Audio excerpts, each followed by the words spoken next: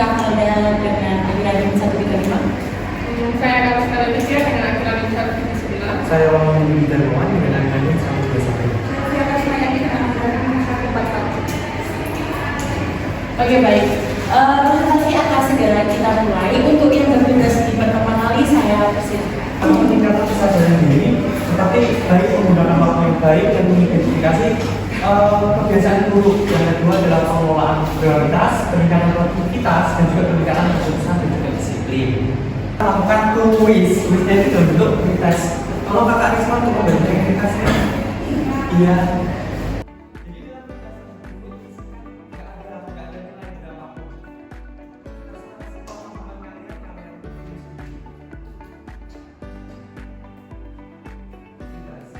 Nama dan jabatannya nggak perlu diisi, cukup nama aja. Nanti dalam kuis itu tulis terserah pemahaman kalian.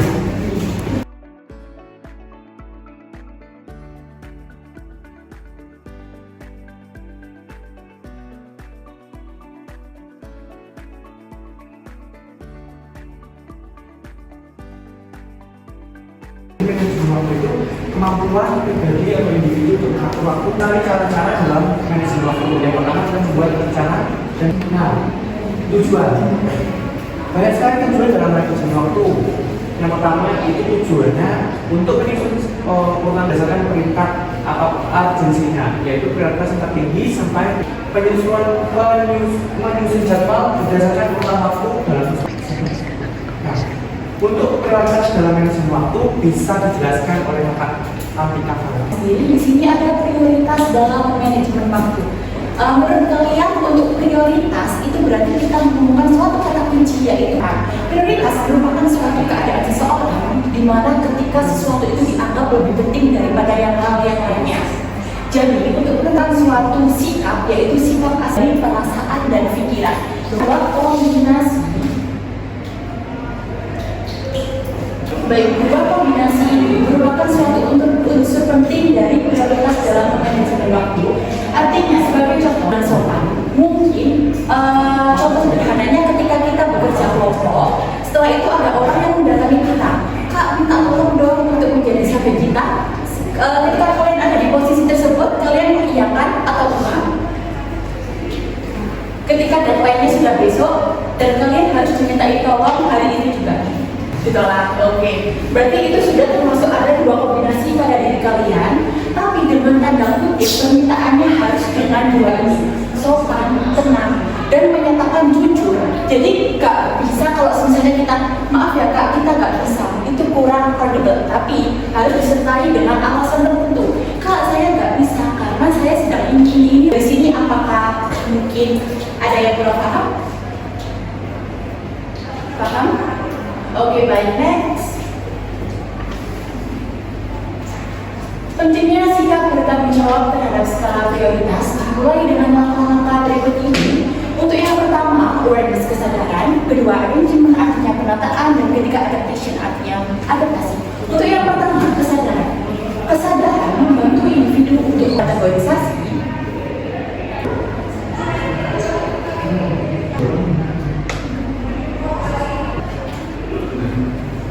Pentingnya sikap bertanggung jawab terhadap skala prioritas dengan langkah-langkah berikut ini. Untuk yang pertama, saya akan membahas unsur yang pertama, yaitu awareness atau kesadaran. Kesadaran yaitu membantu individu untuk mengenali diri sendiri dalam realistis secara realistis atau nyata. Di sini terdapat kategorisasi. Yang pertama, identifikasi. Jadi kita harus menyadari, kita harus mengenali.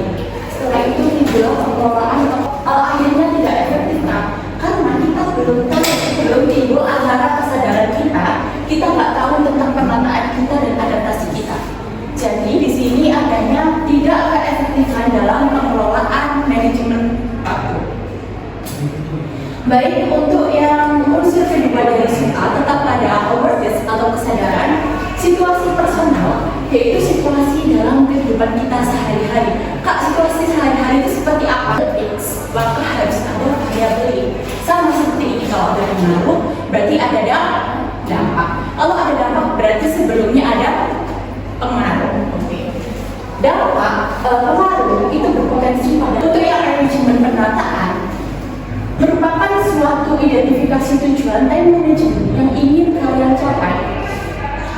misalnya menyeimbangkan kehidupan karir dan pribadi. Kak, artinya apa? Kalian harus pintar-pintar mengolah antara kehidupan pribadi sekalian sendiri, personal atau eksternal.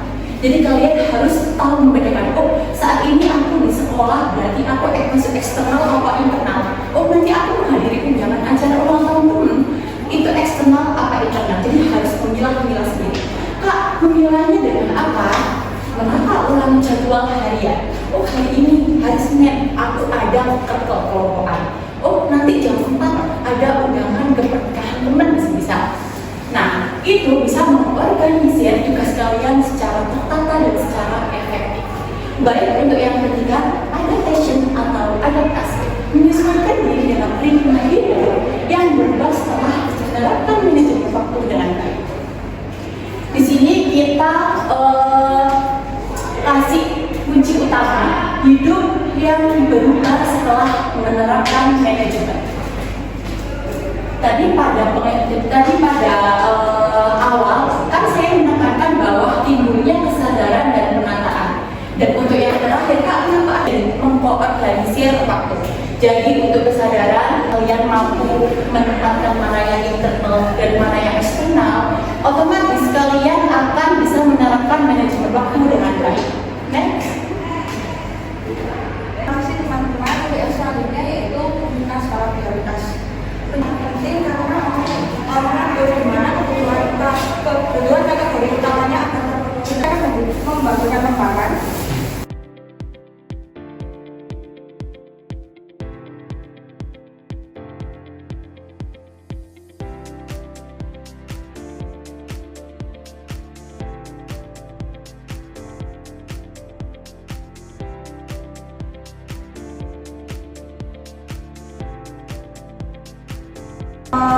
Tabel skala prioritasnya. Yang atas itu penting, yang ke bawah kurang penting, yang kalau ke kiri mendesak, yang ke kanan kurang mendesak. Nah, nomor 1 itu berarti penting dan mendesak. Nah, di sini itu maksudnya kegiatan yang harus diselesaikan. Kurang penting tapi kurang mendesak. Itu plan misalnya dapat ditunda seperti dahulu. Kurang penting tapi mendesak. Misalnya penting dan juga kurang mendesak. Kurang penting dan kurang mendesak. Di sini apakah ada yang masih bingung sama skala prioritas? Aku minta teman-teman untuk membuat skala prioritas itu dalam jangkauan 1 minggu ke depan atau kalau enggak ya 2 minggu ke depan. Mungkin tugas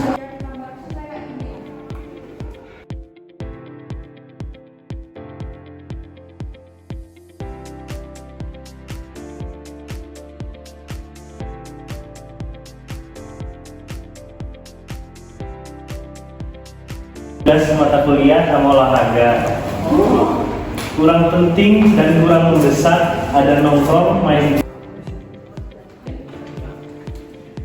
Apakah dari teman-teman ada yang ditanyakan mungkin mengenai materinya atau mungkin ada melupakan? Saya Iya.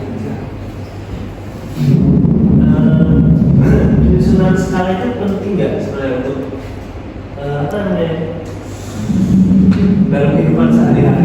Emangnya kalau orang yang punya skala untuk beberapa hari atau minggu ke depan itu hidupnya bakal ada masalah atau gimana? Menurut aku ini ya, penyusunan skala itu setelah tak pelajari sekali lagi itu penting agar nantinya itu kita itu tahu kegiatan utama mana yang harus diprioritaskan terlebih dahulu. Jadi bisa kegiatan itu bisa didahulukan sama kita. Nah, nantinya skala prioritas itu agar tidak tumpang tindih.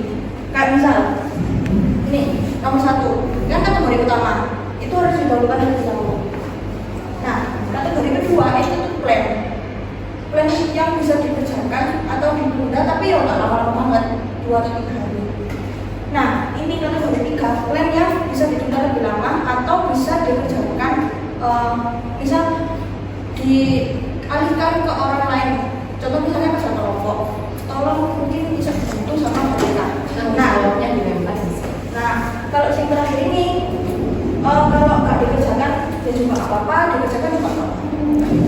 Kan penting atau enggak itu sangat penting ya, karena manusia sejatinya itu perlu proses, perlu pemahaman dan perlu manajemen waktu agar apa? Agar planning dari awal sampai akhir, dari yang sangat penting sampai yang kurang penting ini tadi, yang mendesak sampai yang kurang mendesak itu tertata dengan baik.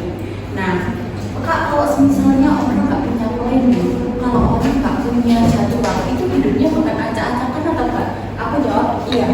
Karena aku sendiri mengalami ketika aku mencoba lapangan dan aku nggak punya jadwal apapun, aku tidak perlu organisir template-nya nanti apa tugas mana yang harus aku prioritaskan, bukan, ya kan? Jadi jawabannya penting nggak penting.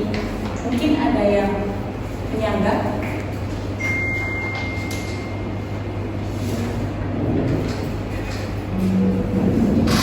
Baik, itu pertanyaan yang pertama. Mungkin untuk pertanyaan yang kedua, apakah ada Tidak semata tadi kan bilangnya kalau sekarang penyusunan apa ini? Prioritas. Waktu itu kan penting ya.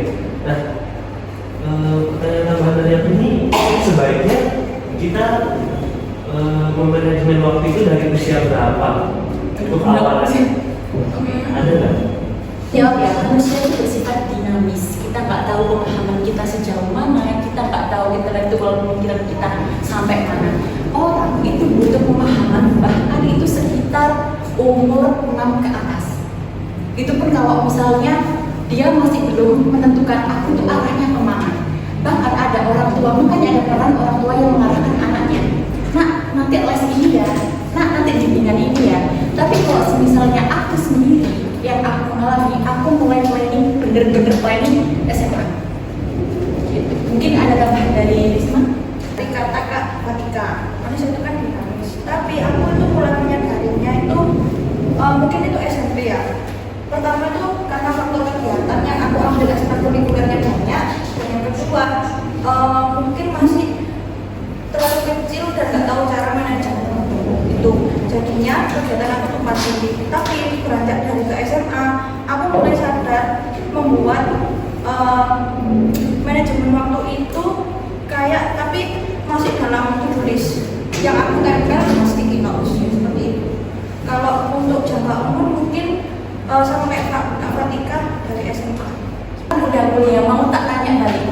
Untuk Kak sendiri, sekarang menyusun planning atau masih ada kata-kata? Lumayan. Aku udah tahu apa kesibukan yang harus dijalani beberapa minggu ke depan, jadi udah bisa nyusun waktu sendiri.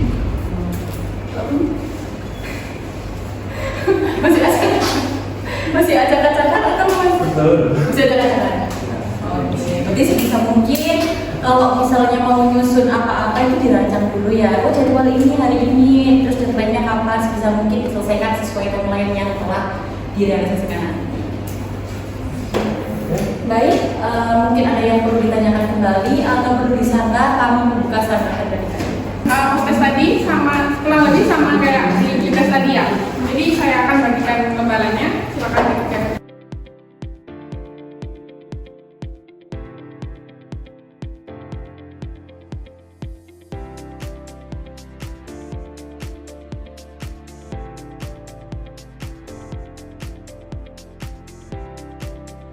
Rangkaian acara kita sudah selesai semua.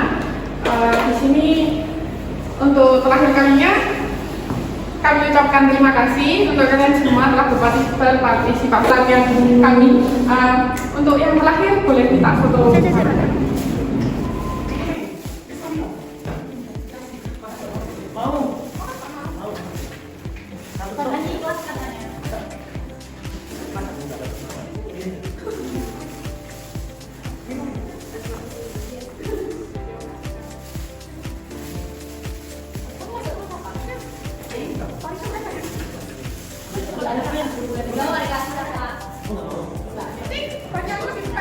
Enggak.